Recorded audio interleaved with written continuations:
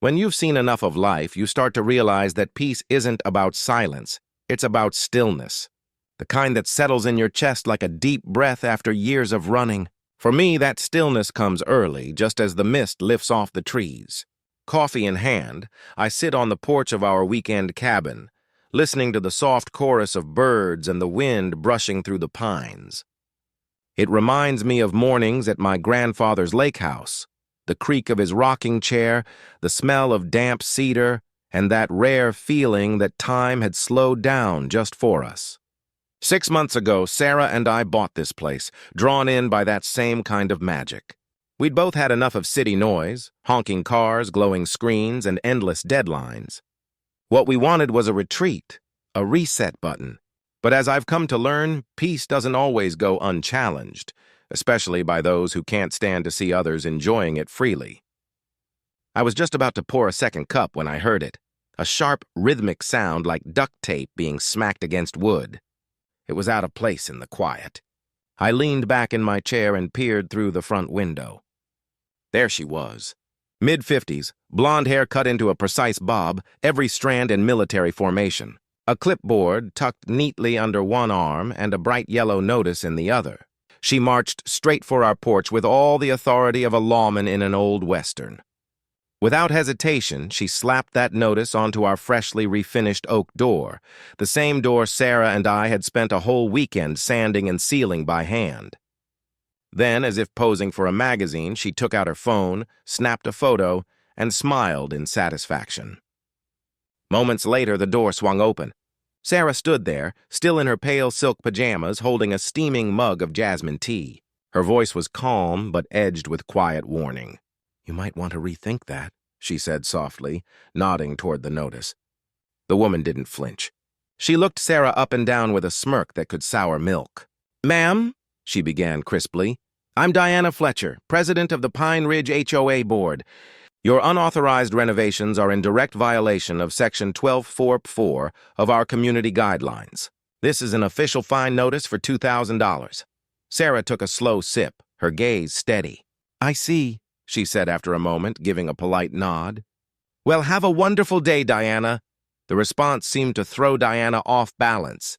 She had been expecting a protest, maybe even a shouting match, but instead she was dismissed with grace. Her lips tightened. Without another word, she spun on her heel and strutted back toward her spotless white SUV parked at the end of our gravel drive. The vanity plate read, I-0 Queen. Fitting. She had no clue she'd just declared war on the wrong couple. From the first day we saw this cabin, we knew it was special. Nestled just within the Pine Ridge HOA boundaries, it had everything we could have wanted: towering trees, a bubbling creek, and a porch that seemed made for still mornings. The man who sold it to us, an old widower, had tears in his eyes when he handed us the keys.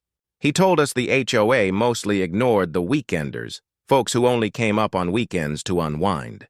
Our improvements were hardly revolutionary. We repainted the siding a deep forest green to help it blend with the woods. Sarah added a wooden swing, just like the one her dad built for her when she was a kid. I replaced a few rotted boards on the deck and swapped out the brass porch light for something that didn't look straight out of 1975. Every change respected the charm of the place. But apparently that wasn't good enough for Diana Fletcher. From that morning forward, she became a constant, unwelcome shadow. Every Friday evening, her SUV would appear like clockwork. Clipboard in hand, she'd patrol our yard as if she owned it, snapping photos, scribbling notes. One week it was the flower beds, unapproved landscaping. Next, our porch light was too modern. Then it was the bird feeder, attracting disruptive wildlife. She even measured our patio chairs and claimed they exceeded the square footage allowed for deck furniture. I wish I were joking.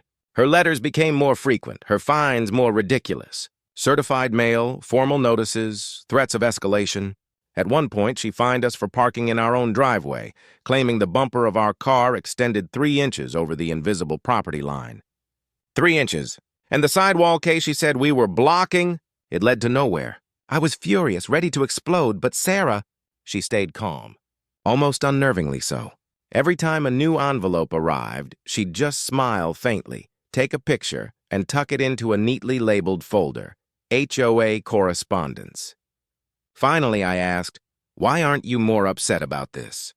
I asked one night, breaking the silence between us. She looked up from her paperwork and smiled.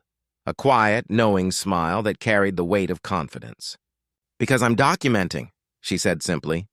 And because she has no idea who she's dealing with. That's when it clicked. Sarah wasn't ignoring Diana Fletcher. She was building a case. Each photo, every certified letter, every outrageous fine. It was evidence. She was patient because she knew exactly how this would end.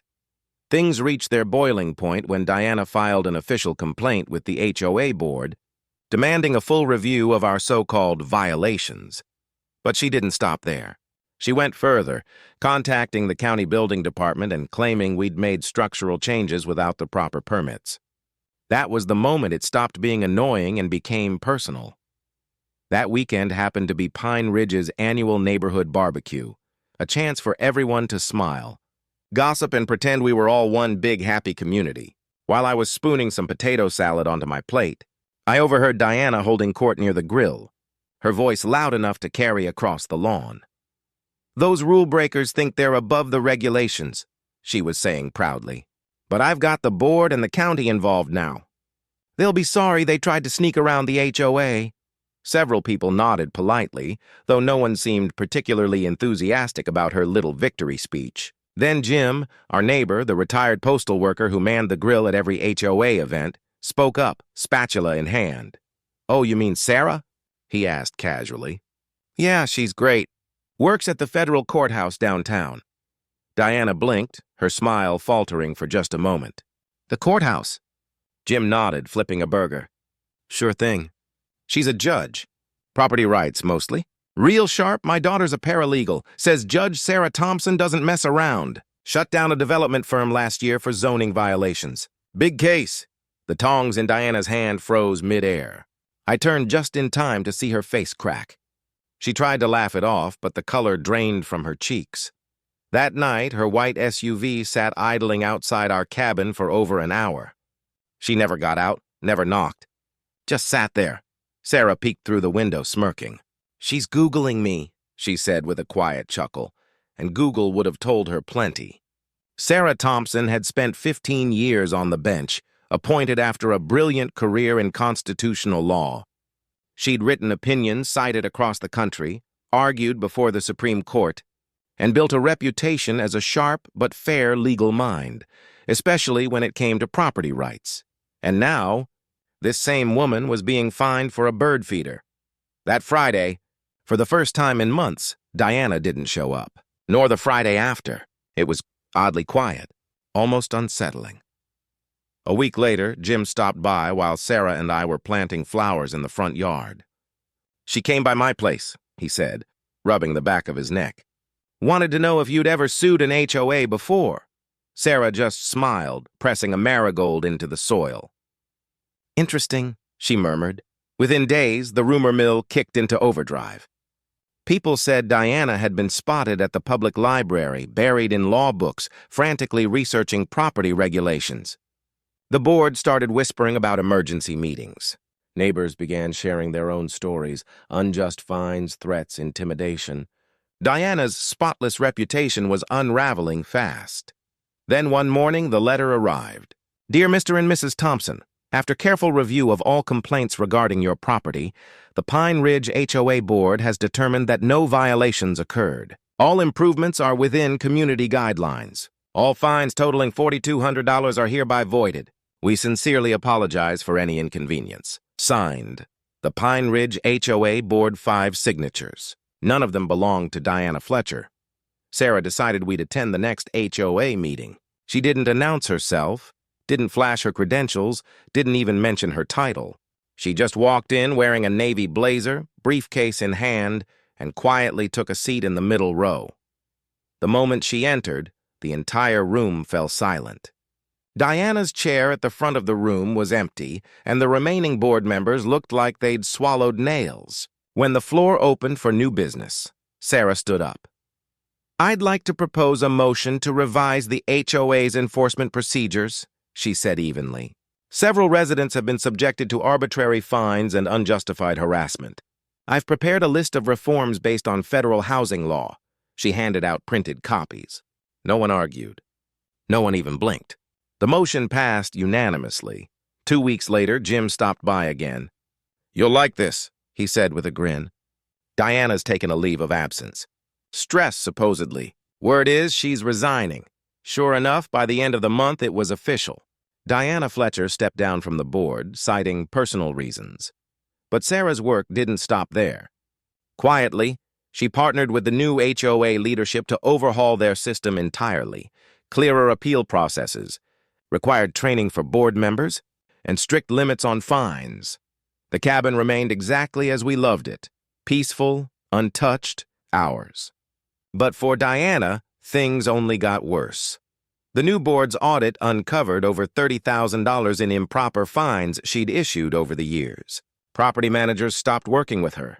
Her real estate license came under review, and soon after, homeowners began filing civil complaints. 3 weeks later, a moving truck pulled into her driveway. Sarah and I watched from the porch swing she'd built with her father's design. Diana stood by the truck, arms crossed, eyes hollow. She looked over once, just once, her face a strange mix of anger, shame, and quiet defeat.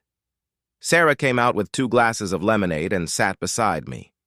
"You know," she said softly, smiling, "the woman who fined us for planting marigolds finally packed up." I nodded, watching as the truck drove away. The wind stirred the new chimes Sarah had hung the day before, their soft notes floating through the pine trees. Diana Fletcher had learned the hardest lesson of all. Some people know the rules, but others write them. If you enjoyed seeing an HOA bully get outsmarted by her own rulebook, hit that like button.